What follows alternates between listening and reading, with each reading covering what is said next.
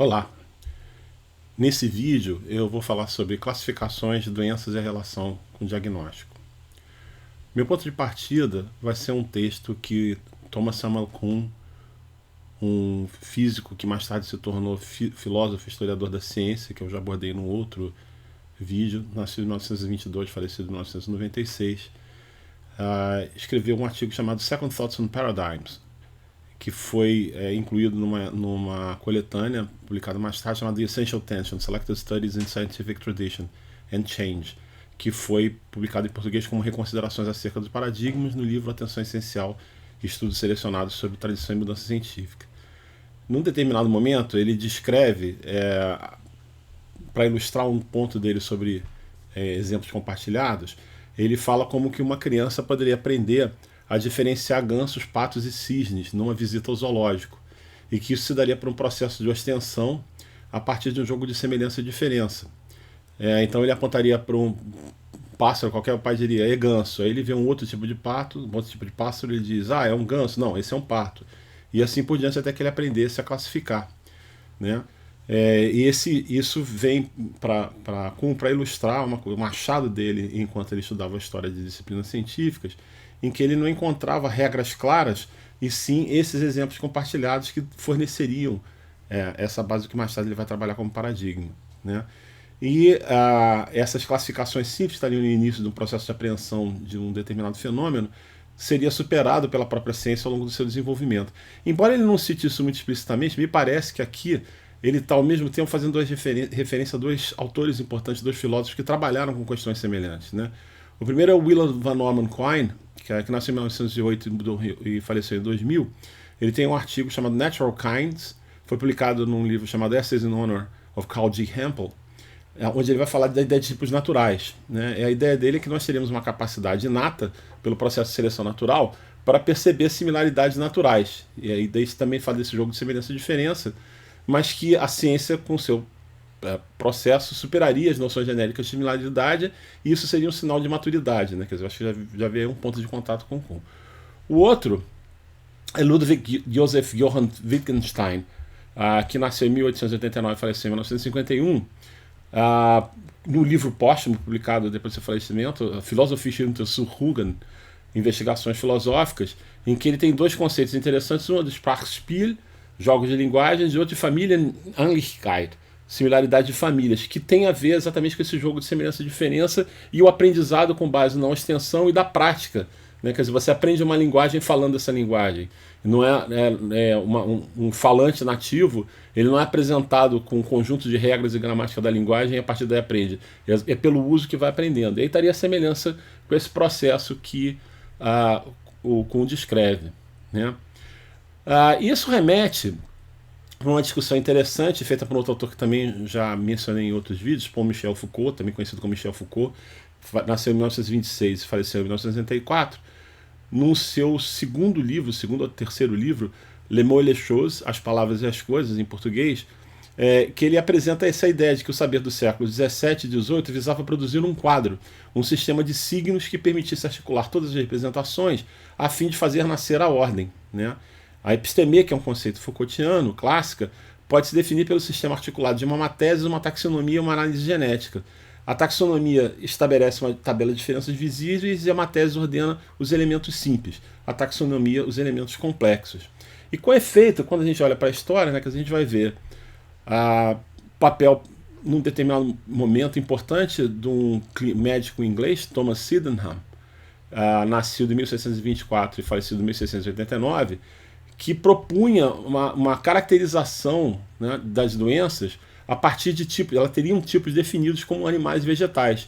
E ele queria fazer a caracterização, né, descrever as características objetivas dessas doenças, que seriam tipos naturais, né, usando a expressão que o Quine usaria mais tarde, né?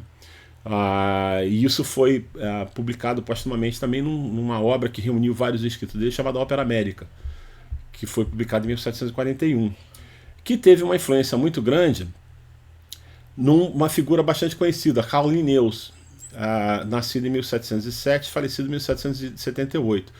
Linnaeus, ou Linneu, é bastante conhecido pelo seu trabalho com a classificação, né? Ele é considerado como o pai da taxonomia moderna. Ele formalizou a nomenclatura binomial para nome científico de organismo, que está em uso até hoje, né? Mas o interessante é que ele, além de ser botânico e zoólogo, né, ele é um sueco que também era médico.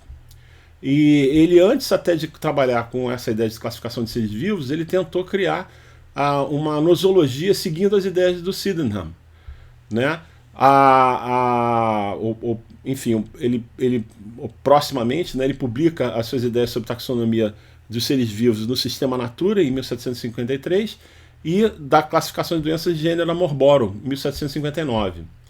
Um outro personagem importante ainda nessa discussão é François Bossier de Sauvage-Lacroix, nascido em 1706, 1767, também médico e botânico francês, amigo de Linneu, mantinha correspondência com ele, e ele redige a sua própria nosologia médica, publicada em 1763, que expande as ideias de Linneu, né?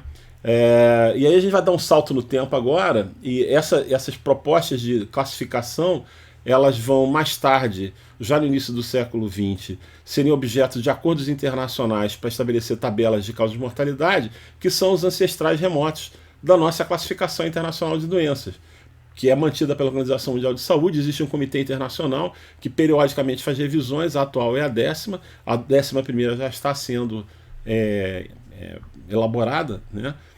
E que também é uma forma de classificação hierárquica, né? A questão é que ela é uma classificação inconsistente, como a gente pode ver examinando os seus vários capítulos, que vou fazer a seguir. Bom, aqui a gente vai ver a estrutura dos capítulos da CID e como é que eles são incoerentes entre si. O primeiro capítulo fala de algumas doenças infecciosas e parasitárias. A gente vê então que a lógica desse capítulo é trabalhar com conceitos de etiologia, e particularmente de etiologia a partir de micro-organismos, né, ou de outros organismos invadindo o organismo do hospedeiro. Já o seguinte é neoplasias, tumores, que é um capítulo baseado num critério anatomopatológico, já não está mais falando da ideia de causalidade. É seguido por doenças do sangue, órgãos hematopoéticos e transtornos imunitários, que agregam ao mesmo tempo uma descrição baseada no funcionamento do corpo, a ideia de transtorno imunitário, função, órgãos hematopoéticos, sangue também está falando de alguma forma de topografia. Depois temos doenças endócrinas, nutricionais e metabólicas, caracteristicamente pensando a partir de um ponto de vista da fisiologia e de causalidade fisiológica.